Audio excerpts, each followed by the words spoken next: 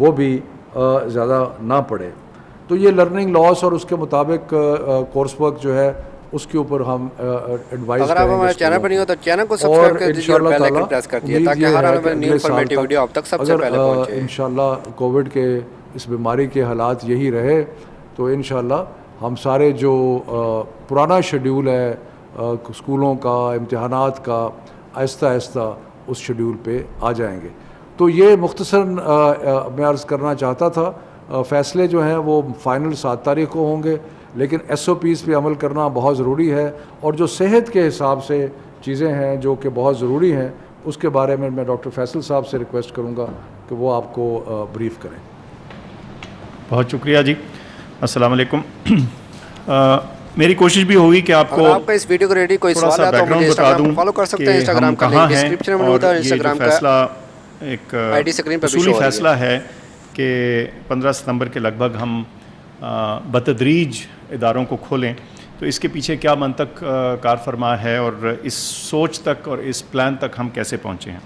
سب سے پہلے تو یہ کہ ہم کہاں کھڑے ہیں. یہ چیز تو اب واضح ہو چکی ہے کہ شکر ہے کہ پاکستان میں جو کووڈ کی سچویشن ہے وہ جو ہمارے حالات جون کے وسط میں تھے اس سے بہت بہتر ہے.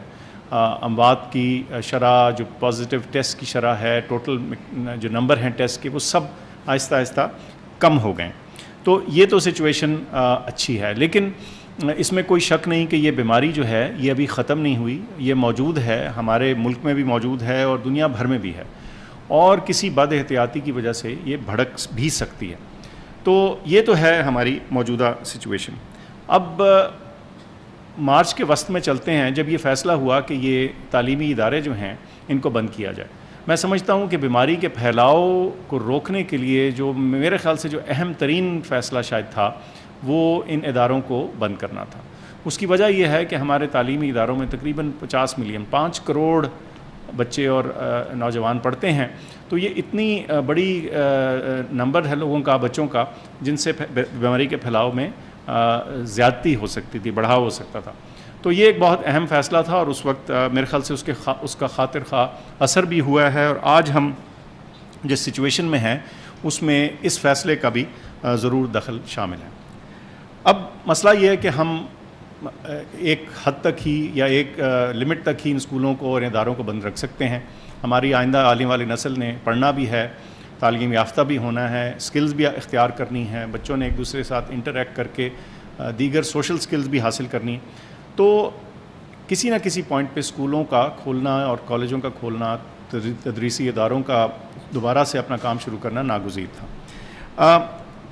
اس وقت کیوں شفقت صاحب نے ذکر کیا کچھ ڈیمیج ایسی آ جاتی ہے بچے کی تعلیم میں اور ایون سسٹم میں جس کو واپس کرنا شاید ناممکن ہو جائے.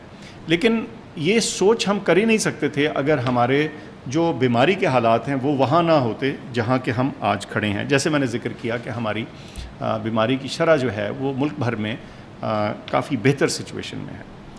لیکن معاملہ یہ ہے کہ جب یہ 5 کروڑ بچے دوبارہ سے اپنے اداروں میں جانا شروع کریں گے تو ایک رسک ڈیفینیٹلی کریٹ ہوگا.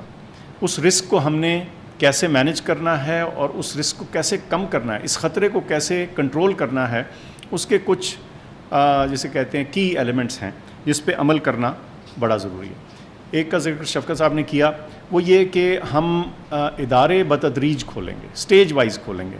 ایک عمر کے بچے ایک وقت پہ شروع ہوں گے کچھ دن چھوڑ کے اور پہلی اوپننگ کا اثر دیکھنے کے بعد پھر اگلی سٹیج پہ ایک مختلف ایج گروپ کے بچے اور پھر آخر میں ایک اور عمر کے بچے تاکہ یہ ایک بتدریج سٹیج وائز اوپننگ ہو اور ہر اوپننگ کا ہم اثر سائنسی طور پہ دیکھ سکیں اور اس پہ کچھ فیصلہ کرنے میں آسانی ہو سکے. دوسرا اہم جو پہلو ہے اس ساری چیز کو ممکن بنانے کا اور اس خطرے کو قابو میں رکھنے کا وہ ہے کہ ہم نے کلاس سائز کو کم رکھنا ہے. اب کلاس سائز کو کم رکھنے کے مختلف طریقے ہیں. جن اسکولوں کے پاس فالتو کمرے ہیں وہ ان میں سیکشنز بنا سکتے ہیں لیکن اکثر اسکولوں کو کچھ ایسی اسٹریٹجی اپنانی پڑے گی جس میں آدھے بچے ایک دن کلاس اٹینڈ کریں اور آدھے بچے کسی اور دن کریں یا ان کے جو اسکول کے وقت ہیں وہ فرق کر دیے جائیں. لیکن جو اصول ہوگا وہ یہ کہ آپ نے اگر ایک کلاس میں 40 بچہ ہوتا ہے تو ایک وقت پہ 20 ہو اور جو دوسرے 20 ہیں وہ کسی اور دن یا کسی اور وقت آ کے وہی والا کورس دوبارہ سے پڑھیں. تو یہ کلاس سائز کی جو کمی ہے اس میں ایک اہم چیز ہے. تیسرا جو اہم جز ہے وہ فاصلہ رکھنا ہے، اور وہ فاصلہ کلاس سائز کو چھوٹا کر کے ہی ہوگا. آئیڈیلی ہم کہتے ہیں کہ تقریباً 6 فٹ کا فاصلہ مینٹین ہونا چاہیے. پھر ایک بہت اہم طریقہ کار یا ایک اسٹریٹجی جو ہے جو اس بیماری کے پھیلاؤ میں رکاوٹ بنتی ہے وہ یہ ماسک کا استعمال ہے. لیکن کئی دفعہ لوگ کہتے ہیں کہ جی مہنگے ہیں، ہر کوئی افورڈ نہیں کر سکتا. بچے تو سارا پاکستان جو ہے، جب اچانک سے آپ نے اتنے سارے بچوں نے ماسک استعمال کرنا ہے تو لوگ کیسے اس کو افورڈ کر پائیں گے؟ تو میری گزارش ہے کہ یہ ضروری نہیں کہ یہ جو سرجیکل ماسک ہے یہ استعمال ہو. یہ جو فیبرک کا، جو کپڑے کا ماسک ہے جو گھر میں بن سکتا ہے، اور 2 ماسک بنا لیجئے اور بچہ ایک دن پہنے دوسرے دن دھل جائے اور وہ سائیکل چلتا رہے.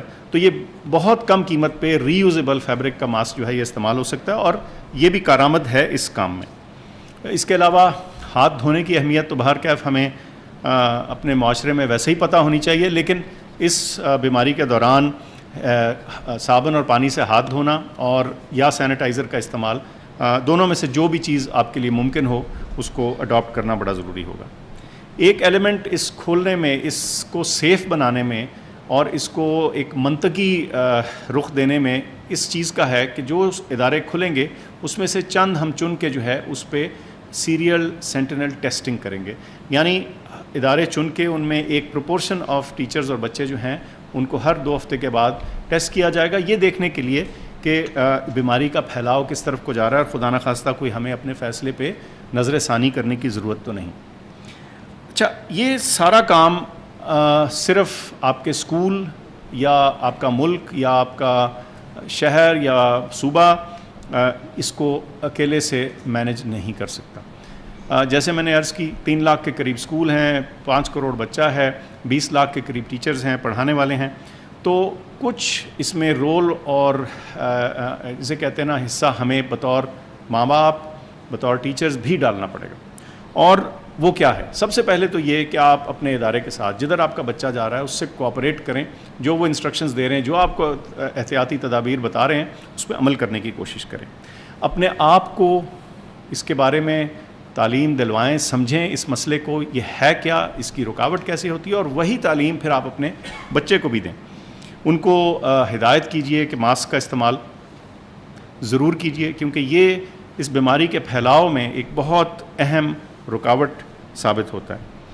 فاصلہ رکھنا سکھائیے، اور 2 اور چھوٹی چھوٹی احتیاطی تدابیریں جنوں خاص طور پہ جو بچے اگر ان کو کوئی ایسی بیماری ہے جس میں ان کی قوت مدافعت کم ہے یا وہ بیمار ہیں تو ان کو اس پہلے مرحلے میں اسکول نہ بھیجیے. اس کے علاوہ جن گھروں میں بزرگ موجود ہیں، جب بچے گھر میں آتے ہیں تو اس میں بھی تھوڑی سی احتیاط رکھیے کہ جو خاص طور پہ بیمار یا نحیف ہمارے بزرگ ہیں ان سے تھوڑا سا فاصلہ رکھا جائے ان بچوں کا. اب ہم یہ بھی سمجھتے ہیں کہ چونکہ ہم سارے ملک کے لیے ایک سیٹ ہدایات کا دے رہے ہیں، یہ ہر چیز ہر ایک پہ ایگزیکٹلی اسی طرح فٹ نہیں ہو پائے گی. ہر ایک کے لیے کچھ نہ کچھ اس میں ایڈجسٹمنٹ اور جسے کہتے ہیں اڈاپشن کی ضرورت پڑے گی. تو میں سمجھتا ہوں کہ ہم ایک بہت کیپیبل ہمارا ملک ہے، آپ کے سامنے ہماری کووڈ رسپانس ہے، ہمارے لوگوں کی کوآپریشن سے یہاں تک ہم شکر ہے ہم پہنچے ہیں. تو میرا یقین ہے کر لیں اس مسئلے کو کہ ہم سمجھ لیں کہ ہم نے اس میں تعاون کرنا ہے اسکول کا اور انتظامیہ کا. تو میں سمجھتا ہوں کہ اس مشکل مرحلے سے بھی ہم سرخرو ہو کے گزر جائیں گے. بہت شکریہ. میں اس میں تھوڑا سا ایڈ کرنا چاہتا ہوں کہ ڈاکٹر صاحب نے بڑے تفصیل سے بتایا کہ جو بنیادی اسٹینڈرڈ آپریٹنگ پروسیجرز ہیں وہ اپنانے بہت ضروری ہیں، لیکن ان سب چیزوں کو کرنے کے لیے ٹیچرز کا اور ہیڈ ٹیچرز کا ایک بہت بڑا رول ہے. اس لیے کہ والدین انشاءاللہ تعالیٰ اپنی طرف سے پوری کوشش کریں گے اور جو بھی SOPs ہیں، ماسک ہو گیا بچوں کے لیے، وہ سارے چیزیں کریں گے. لیکن جب ایک دفعہ بچہ اسکول میں آ جاتا ہے تو اس کے بعد ذمہ داری جو ہے وہ جو ہیڈ ٹیچرز ہیں اور جو ٹیچرز ہیں ان کی ذمہ داری بنتی ہے. تو اس کے لیے بہت ضروری ہے کہ جیسے ڈاکٹر صاحب نے کہا کہ ڈینسٹی کم کر کے، اسپیسنگ کر کے، وینٹیلیشن کا خیال رکھنا اور انشور کرنا کہ یہ سارے جتنے بھی چیزیں پرسکرائب کی گئی ہیں ان پہ عمل درآمد ہو. مشکل مرحلے ضرور ہوں گے کہ جس وقت بریک کا ٹائم ہوتا ہے بچوں کا آپس میں گھلنا ملنا, لیکن اس کی کوشش کی جائے کہ وہ بھی ایک آرگنائز طریقے سے